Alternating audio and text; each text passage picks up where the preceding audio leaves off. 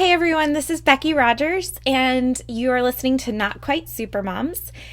And I am so excited for today's episode. I've been looking forward to it.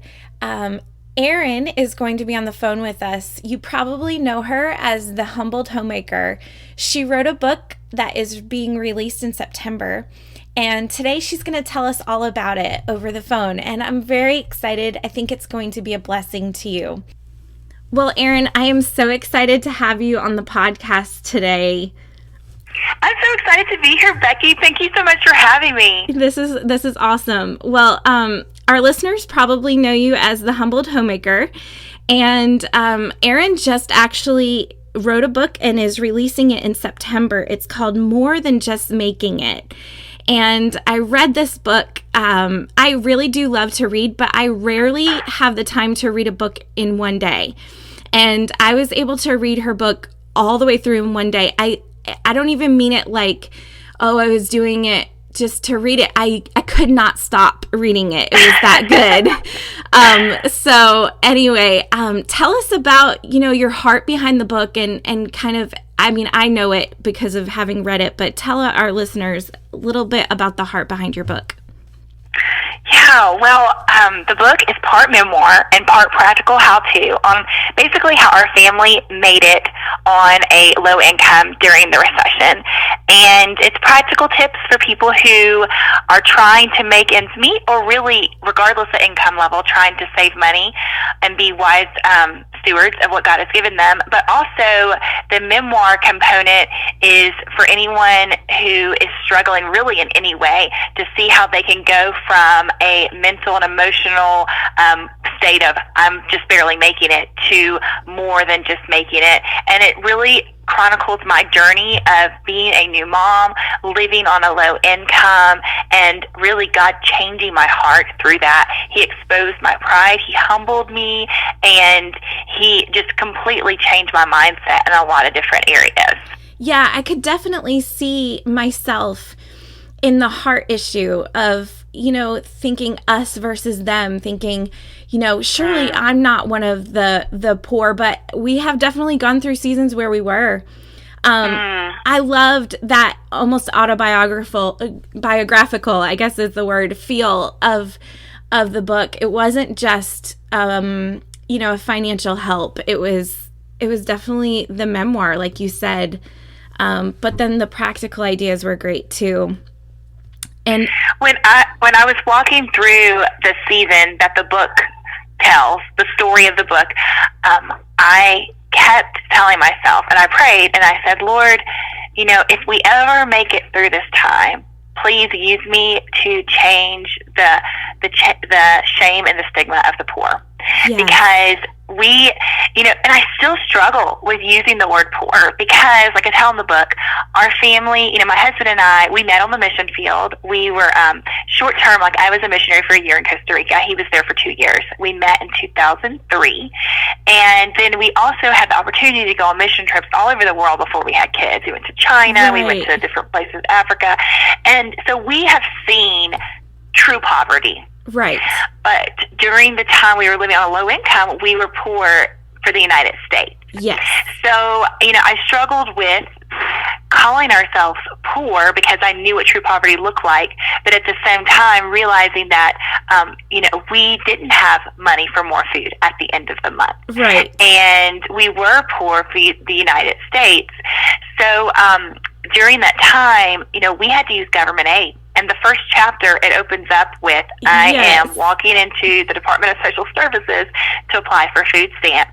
And I have this internal battle of, I am too good for this. Yes. I'm above this. Right. I shouldn't have to do this. Government aid is something that can be really taboo in the church. Right. And especially, I think, among Christians in the South. Yes. You and I both, I think I read that you're from up north, but you live in Mississippi. Yes. And I lived in Mississippi because my husband's from there. And then I grew up in North Carolina. We had moved back to North Carolina at the opening of the book. And it was just something kind of ingrained in me, not necessarily from my parents, because my parents both grew up where they were, they were both from big families, and did not have any extra money. Right. It was more from the culture at large, the general culture in the South and in the church, that you don't use government aid. Right. And if you do, you definitely don't tell anyone about it. So, the book opens where I'm walking into the Department of Social Services to apply for food stamps because we had been living on a low income for more than a year at that point. We just could not figure out how to get our heads above the water. And I had read a blog post from somebody who was feeding her family on a food stamps budget. And I couldn't wait to figure all that out. Like, okay, if she's making it work on a food stamps budget, surely her budget must be similar to our budget, without food stamps. So then when I looked it up, I realized that her food budget was more than double our food budget. Wow. Because the food stamps gave them so much more. So it was like, okay, if we had food stamps, we could really thrive. Like, we could do so much better, So the book opens up with me walking into the Department of Social Services, and it really exposes my pride for feeling like I was above this. And, it's funny, when I was writing the book, even reading it out loud to my husband, I know. I read a lot of it out loud to him. I said, I want you to listen, because I know I'm going to face some criticism with how vulnerable I'm being in this book. And he even said, I don't feel like your attitude was like that. And I said, but internally it was. Yes. Even though I wouldn't have said I'm a prideful person. Right. That is exactly what was going through my head. And, making it through that time, I learned that people who do have to use government aid, whether they do or whether they don't, whether they're just whatever their struggle financially, everyone who's struggling financially has a story. Yes. We think we know what it is. We have all the different stereotypes. Maybe they were lazy or they made some really bad choices. And we did make some bad choices during our newlywed days. Right. But everyone has a story. Yes. And we can never know what that other person's story is. So the best thing we can do is err on the side of not making assumptions. Right. And giving that person grace. And being able to walk in the shoes of low-income people for several years, my heart and my mind were completely changed about issues that I had grown up thinking otherwise. Right. Man, I felt that with you. Like, reading that first chapter, I just, internally, I was like, that's exactly how I would feel. And, it was definitely a heart check for me as well. I love some of your just the idea that only God can really satisfy. We sometimes think that finances, if we just had more, I think you said that in the book somewhere, where it was like, if we just had more, then surely we would be satisfied. But the truth is, we can really only be satisfied in Him. And I just felt like that heart was really, really evident throughout your book. But I loved your practical ideas for in the kitchen too. Like, you had some very practical ideas of how you got through those days, making things stretch. Well, the theme of contentment is definitely something, like, God taught me during that time, be content. Be content in plenty and be content in want, and learning how to be content with a low grocery budget, and learning how to make meals stretch, and learning how to be a wise steward of what He had given us. And so I don't know if you want me to share some of those practical things, but sure.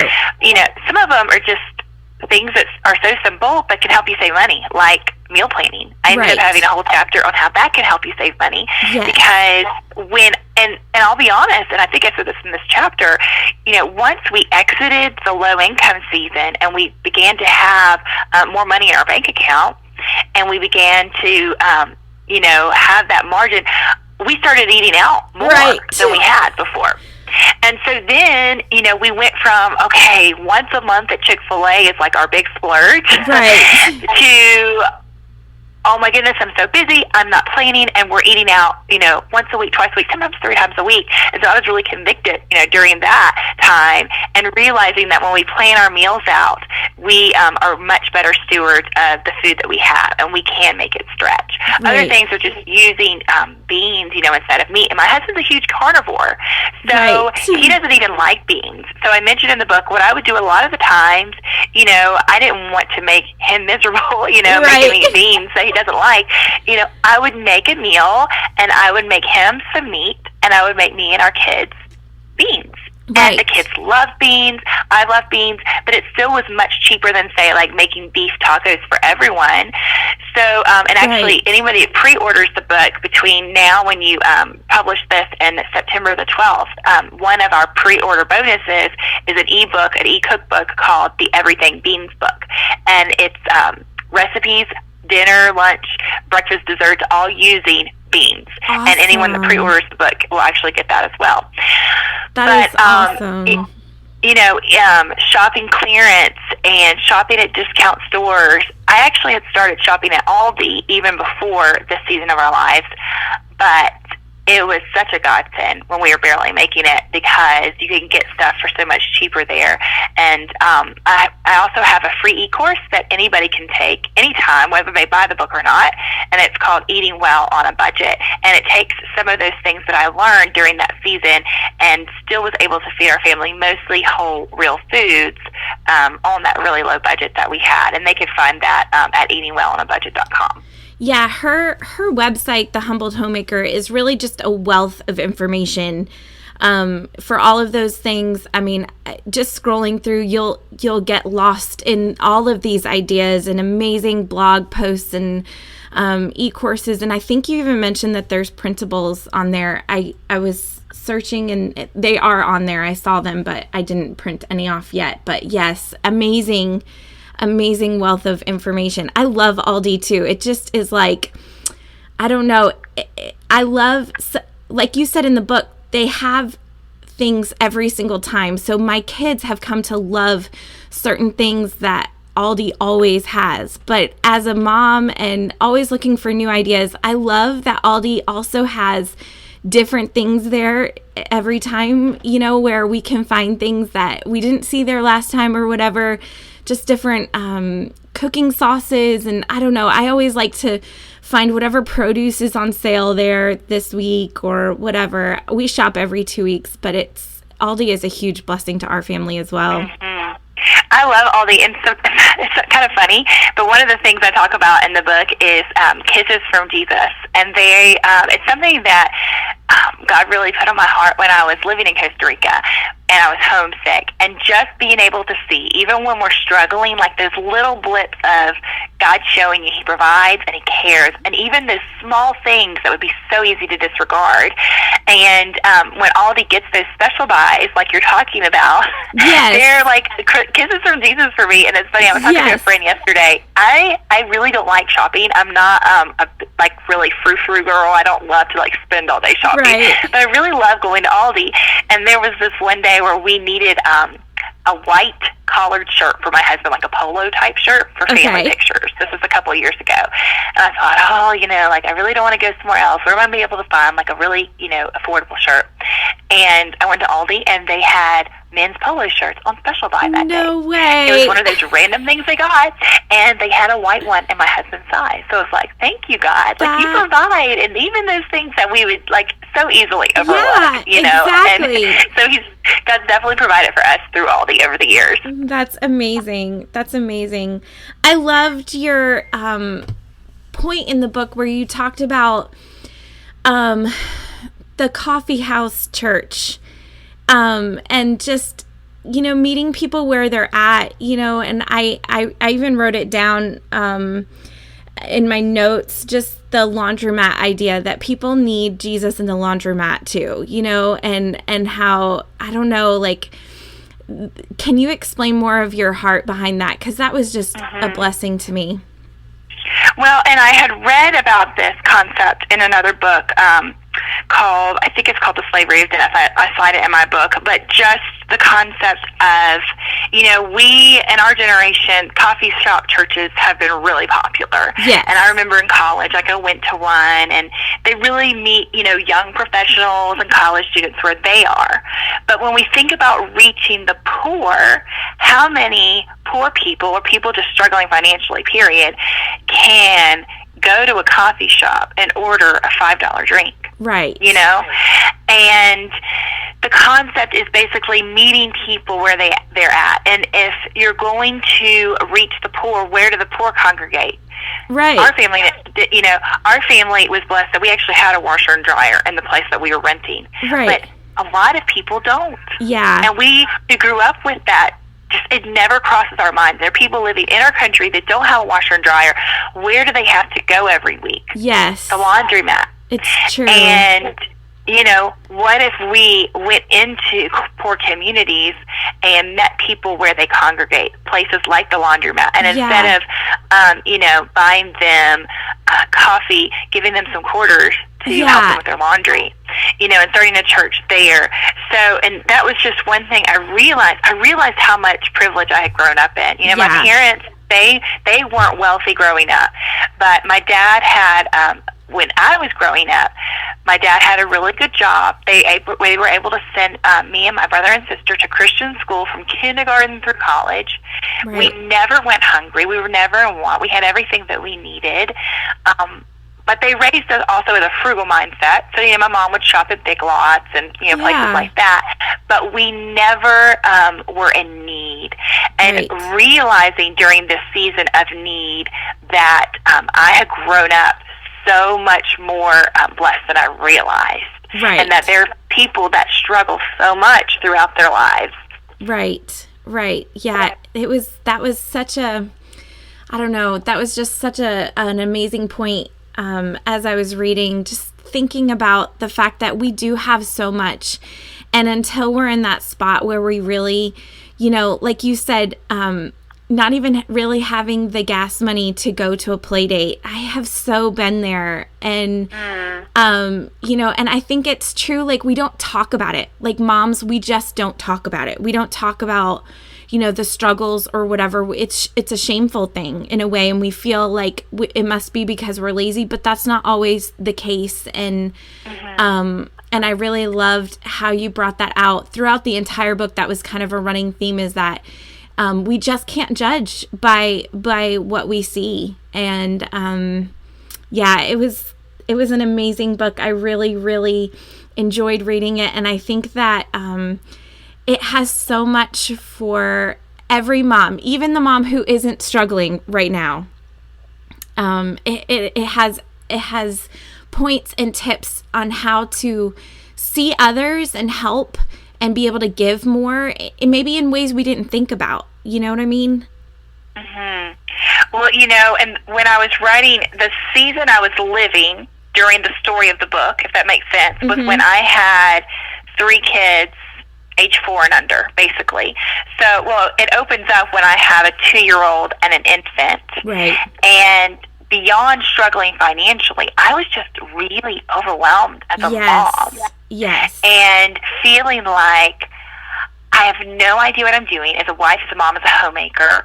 We can't make ends meet, but just struggling with, am I a good enough mom? Right. And, how can I help provide for my kids?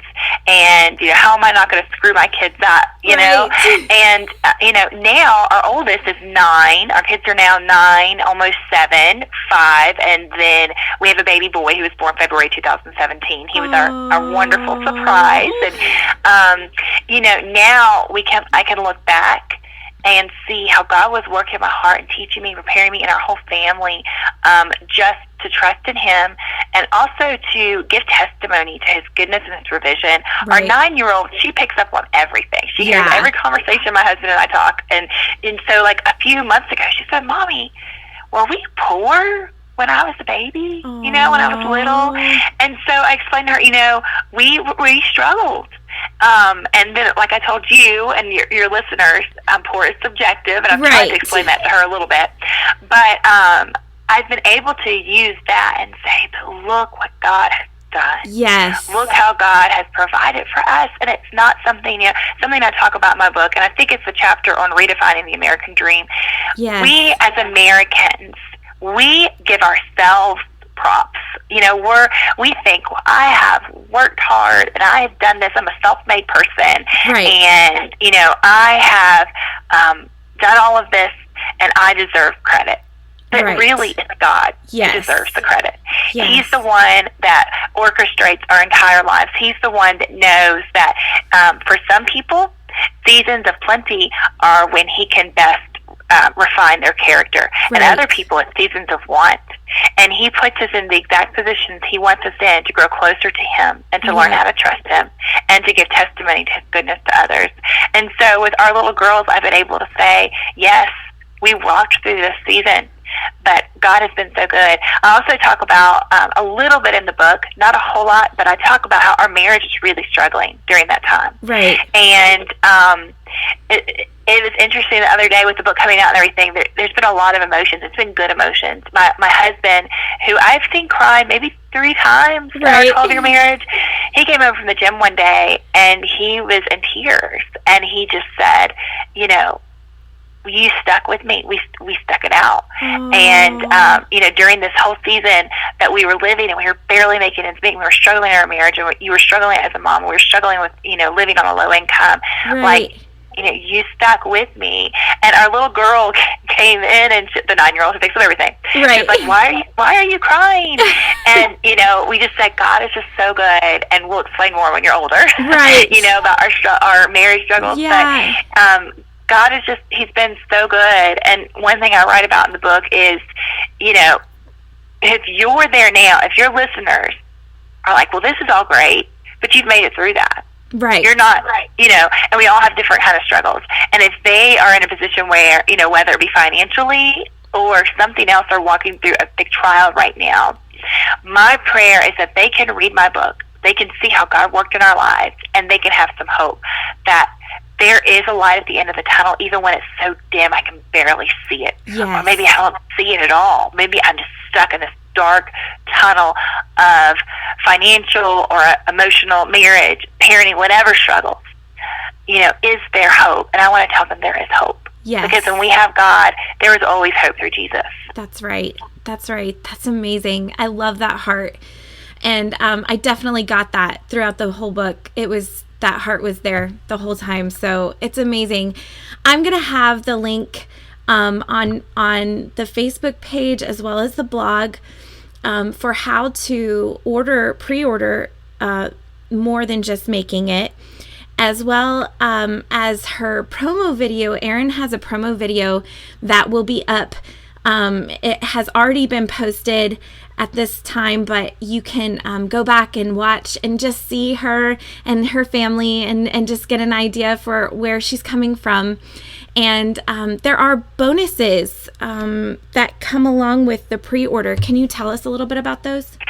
Absolutely. I'm really excited about these. We've had some great companies donate some things. My husband and I put together some things. So anyone that pre-orders the book between now and September 12th, 2017, and that's just, you can go to Amazon.com or Barnes & Noble, Target, and just basically order the book, and it will come to you the day it comes out, which is September 5th. Right. Those people will get over $200 worth of bonuses. If you go to morethanjustmakingit.com, you can scroll towards the bottom of the page. It will give you all the bonuses you can get, and it will give you a link on how to redeem the bonuses. And basically, some of the things we have, I think we have about 10 bonuses, but we have I have an e-course called What's for Dinner Challenge that my mentor and I put together. It's a video e-course with emails. Actually lessons, like they go into like a e-course portal. That's free. There's also a meal planning service, Eat at Home Chefs, that are giving away 2 free months. I think it's 2 free months. Don't quote me. Maybe it's 1 month. I'm sorry. And then You Need a Budget is giving, I think, 2 free months of trial. We also, my husband designed 3 beautiful printable art prints that people can print on cardstock and frame in their home with some Bible verses, and one of them is a quote from the book, Gratitude Stills Discontentment, to just hang up in your home and remind you to be grateful and be content. And along with that, we also put together a printable gratitude journal. They also will get the Everything Beans e-cookbook. So it's an ebook with all bean recipes to help them, save money on groceries by eating bean meals, several times per week or however often they want to. We also have new customers to Thread Up can get 40% off their order, up to $50 off, depending on your order size. Wow. There's some other budgeting tracking sheets. Now, if you're listening to this after September 12th, I'm really sad that the bonuses are gone, but we still have printables for anyone who buys the book. So anyone that buys the book, there's a special URL, a website that you can go to, and we give you the password in the book where you can download bonus material. You can get a budget tracker, an income tracker, and a study guide, and several other printable resources to help you take what you learn in the book and make it a reality in your lives. So if you're listening to this anytime, you can get that from the book. Just download a bunch of bonus content for you. Awesome. Well, it has been such an honor to have you on the podcast today, Erin. And I can't wait for the listeners to read your book. I can't wait for everyone to be talking about the awesome hope that they have from having read it, and just your story and your heart. And it has been just a blessing to have you today, and we so appreciate it. Well, I am so excited to have connected with you, Becky. Thank you so much for having me on the show. Yes. I hope you enjoyed that interview as much as I did. Take a moment right now and go to her website, morethanjustmakingit.com, and pre-order her book. Not only will you get the book on the day it's released, it will be in your mailbox, but you can also follow the instructions to get all the freebies she talked about in this interview. Coming up this fall, I have some amazing episodes planned for you, so I hope you'll subscribe on SoundCloud, iTunes, or YouTube, whichever way you like to listen to the podcast. Follow me on social media at Not Quite Supermoms. You can find me on Facebook and Instagram. Subscribe to follow the blog at notquitesupermoms.com. You'll get updates and information about things that are coming up, as well as podcast alerts. I hope this interview is a blessing to you. I'm praying for you. Thank you for listening today, and I hope you have an awesome day.